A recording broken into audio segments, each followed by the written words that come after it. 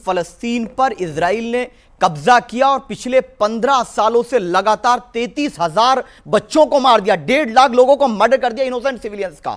कहां चले गए ह्यूमन राइट्स के चैंपियन? दूसरी बात, जब 7 तारीख को जो इंसिडेंट हुआ, वो यूनाइटेड नेशन के सेक्रेटरी जनरल ने कहा कि ये वैक्यूम में नहीं हुआ था, ये बदले की भावना में हुआ था। डेफिनेटली बच्चों की किलिंग जस्टिफाई नहीं होगी, लेकिन अमेरिका ने और इजराइल ने कहा बच्चों का कत्ल किया गया, बाद में यूएस ने उससे विड्रॉ कर लिया, फिर कहा गया रेप किया गया। मैं सवाल हिंदुस्तान के संदर्भ में पूछ रहा हूं, मेरा निवेदन है कि हिंदुस्तान के संदर्भ में रहे। मेरा कहना है कि एक तरफ तो हमास के नाम पर भी एका करने की कोशिश है और दूसरी तरफ बंटवारे की कोशिश है। उसका जवाब नहीं, अगर डायरेक्ट सवाल है, अगर हमास आएगा तो फिर भारत के साथ साथ जो जहां का विषय वहां का भी पूरी बात जानी चाहिए ना। पूरी बात यह है कि फलस्तीन के लोग अपने लेजिटिमेट राइट्स के लिए लड़ रहे हैं। और याद करिए उस दिन को जब अंग्रेजों ने भारत पे कब्जा किया और हमारे वीर बहादुर शहीद भगत सिंह को उन्होंने क्या कह करके पुकारा था, जब जब आक्रांताओं के खिलाफ वहां के लोग खड़े होंगे उनको आतंकवादी कहा जाएगा। वो अपने अधिकारों के लिए लड़ रहे हैं। और you compare Bhagat Singh with Hamas terrorist? No, Bhagat Singh ने किन औरतों को मारा था? आप क्या बात कर रहे हैं? आपने भगत सिंह से कैसे, भगत सिंह को क्या कहा? भगत सिंह जी को क्या कहा? ऑब्जेक्शन है। भगत सिंह जी को क्या कहा अंग्रेजों ने? नहीं तो भगत क्या कहा? भगत सिंह थे ना, भगत सिंह जैसा ये बता दीजिए ना, भगत सिंह जैसा कोई होगा आने वाले युग के अंदर। अंग्रेजों को इसलिए मैं कह रहा हूं, अंग्रेजों ने भगत सिंह के साथ आप हमास के आतंकियों मैंने हमास का नाम ही नहीं। फलस्तीन के लोग जो हैं अपनी आजादी के लिए लड़ाई लड़ रहे हैं, वो स्वतंत्रता सेनानी है, अपने अधिकार के लिए लड़ रहे हैं, जो कब्जा किया उनकी जमीन पर। किसी की आंख में आंसू नहीं है, उनके बच्चे नाम लिख रहे हैं वो अपने बच्चों पर कि मेरे बच्चे के ऊपर जब स्ट्राइक होगी, यार स्ट्राइक कहीं मैं कैसे जस्टिफाई करूं कि ये मेरा बेटा है। आज उन माओं के दर्द को हम नहीं समझ रहे। हर कोई भी उनकी माओं का दर्द समझने के लिए भारत में जातिवाद का जहर खोलना जरूरी है। हाँ, इसलिए सुनिए पूरी बात। हाँ। क्या आज तक कभी किसी ब्राह्मण ने मल उठाया है गांव में देहात में? अगर उठाया है तो एक का नाम बता दीजिए। वो काम सब दलितों से करवाओगे? एक भी दलित प्रधानमंत्री नहीं बना स्वामी दीपांकर, भारत का एक प्रधानमंत्री दलित अब सर आपने 2 मिनट बोला, स्वामी दीपांकर, देन साजिद रशीदी, कोई और इंटरवेन नहीं करेगा। मैं दीपांकर जी आपके पास आता हूं। जगत गुरु रामभद्राचार्य जी, जिनके नेत्र नहीं है लेकिन जानी जान है, वो कहते हैं कि बिहार में खुलेआम जाति के आधार पर जनगणना कराकर हिंदुओं में भेद डालने का षड्यंत्र किया जा रहा है। यह कितना घिनौना हो गया है। जब साधु संतों को यह बोलना पड़ जाए तो हालात वाकई क्या बिगड़ रहे हैं? अच्छा अमीश भाई, दिल पर हाथ रखकर बताइए, आपको नहीं मालूम पिछले 350 दिनों से सड़क पर उतरकर सबको एक ही बात कह रहा हूं कि कम से कम अब जातियों में मत बटिए। और ये मैं नहीं कह रहा हूं, 1951 में संसद के औपचारिक भाषण के बाद सरदार पटेल ने, पंडित जवाहरलाल नेहरू ने, मौलाना अबुल कलाम आजाद ने और डॉक्टर BR अम्बेडकर ने कहा था कि इस देश को जातिवाद में बंटने की और जातिगत जनगणना की जरूरत नहीं है।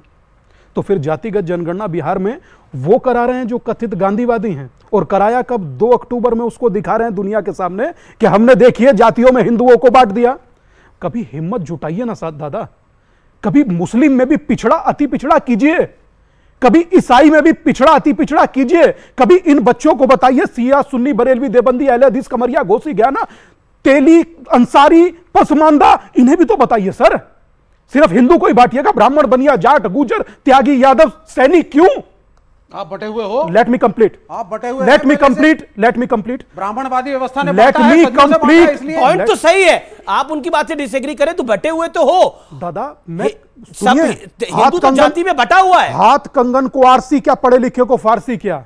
हिंदू जातियों में बटा हुआ था, अब हिंदू एक होने की दिशा में चल रहा है। और ये मैं नहीं कह रहा हूं, ये अमीश बाबू, ये मैं नहीं कह रहा हूं, ये मेरे साथ जुड़े 47 लाख लोग कह रहे हैं। और मुझे गर्व है कि मैं 47 लाख लोगों को एक विचार के साथ खड़ा कर पाया। और छोड़ दीजिए, मैं नहीं जानता कौन बच्चा कहां से आया है। हिंदू होने में विश्वास रखते हो या जातियों में बंटने में? मैं भारतीय होने में विश्वास रखो। ये कोई बात ही नहीं, भारतीय सब नहीं बंटो, ये कहे की बात आ गई? भारतीय अपने को मानो। सबसे बड़ी अगर जो कोई वर्तमान सर्जिकल स्ट्राइक है तो वो उस सियासत पर है जो हिंदुओं को जातियों में बांट रही है। बताइए, 1931 में British census commissioner Herbert Risley थे, उसने कहा जिसकी ठोडी ऐसी वो उच्च जाति, जिसका माथा ऐसा वो उच्च जाति, जिसकी आंखें ऐसी वो डाइवर्ट कर रहे हैं। सुनिए, देख दादा, आपने बोला मैं नहीं बोला, वो आपके बीच में नहीं बोले, बिल्कुल सुनिए, ऐसा बोलना नहीं चलेगा। जब ब्रिटिश सेंसस कमिश्नर बांट रहा था, मैंने कब कहा कि तेली ऊंचा या माली लोहार ऊंचा या सुनार? हिंदू हिंदू था, इसलिए कह रहा हूं जात पात की करो विदाई, हिंदू हिंदू, इससे बढ़कर कोई रास्ता नहीं है। और याद रखिए, एक लास्ट बात कह दूं? जी 10 सेकंड। एक लास्ट बात याद रखिए कि मां भारती के शरीर के बिंदु बांटे जाएंगे, जातियों में गिनकर अब हिंदू बांटे जाएंगे। अगर आप बटे तो भारत का भविष्य क्या होगा? भारत के लिए भी आपको बात कहने कर की लीजिए। बहुत जरूरत नहीं है। अभी धर्म और विशेष अगर है, भारत के लिए भी बात और कर लीजिए। अगर आप के लिए नहीं बात नहीं बटे होगी। तो तो आपको क्या लगता है कि अगर हिंदू बटेगा तो भारत सुरक्षित रहेगा? नहीं, एक सेकंड, उनसे सवाल है मेरा। अगर हिंदू बटेगा जैसे स्वामी जी ने कह रहे हैं, तो क्या भारत सुरक्षित रहेगा? सवाल है ये, जवाब। देखिए, बात हिंदू की नहीं है, बात हिंदुस्तानियों की है। पसमानदा मुसलमान का नारा किसने दिया? हमारे देश के प्रधानमंत्री ने। क्या ये तुष्टीकरण की राजनीति नहीं है?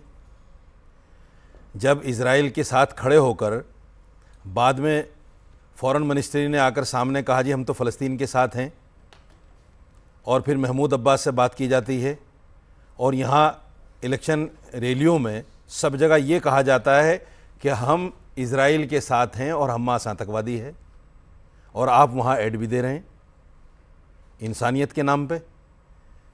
करनी कुछ है, कतनी कुछ है। आप देखिए, ये तुष्टीकरण नहीं है तो और क्या है? इसी का नाम तुष्टीकरण है। मैं एक वीडियो अब दिखाता हूं, और वो वीडियो है जमील खान का, जो कि मंत्री हैं कर्नाटक के, और मुझे लगता है वो वीडियो आप सबको देखना चाहिए। आप सबको देखना चाहिए। वो वीडियो मैं दिखा रहा हूं, उस वीडियो में जो कुछ हो रहा है। भाई कर्नाटका के अंदर एकजुट होकर मुसलमान कैसे वोट करा? हम लोग लगातार 6-8 महीने से इंडोर मीटिंग करते थे, कभी हम लोग दिखा रहे नहीं हम लोग क्या करते करके। ये हर उलमा इकराम को लेके, हर मस्जिद के मौजूद के इमाम सारे को कॉन्फ्रेंस में लेके कर्नाटका के अंदर वो जमात के साथियों को लेके काम किया पहली बार हम लोग।